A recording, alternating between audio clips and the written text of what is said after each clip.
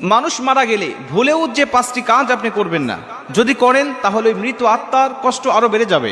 এজন্য রাসূল সাল্লাল্লাহু আলাইহি ওয়াসাল্লাম বলেছেন যে এই কাজগুলো তোমরা করবে না। 1 নম্বরে, বেশি দেরি করা যাবে না। মানুষ মৃত্যুবরণ করার পরে আপনারা দ্রুত তাকে ধৌত করে দাফন কাফন সম্পন্ন করে ফেলবেন। এটা হবে ওই মৃত ব্যক্তির জন্য বড় কল্যাণকর এবং তার জন্য ভালো। 2 নম্বরে, মানুষ মারা গেলে চিৎকার করে চুল ছিঁড়ে বুকের উপরে থাপ্পড় নিয়ে কান্নাকাটি করবেন না।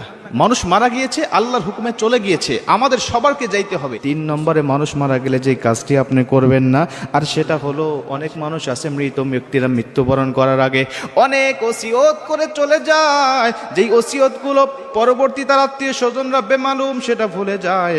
ওসিয়তটা পালন করার মতো তাদের কর্ণপাত হয় না, খেয়াল হয় না। যদি শরীয়তের কোনো বৈধ ওসিয়ত করে যায়, তাহলে মৃত্যুবরণ করার পরপরই, কবরস্থ করার পরপরই সেই ওসিয়তগুলো পূর্ণ করার দায়িত্ব আপনার।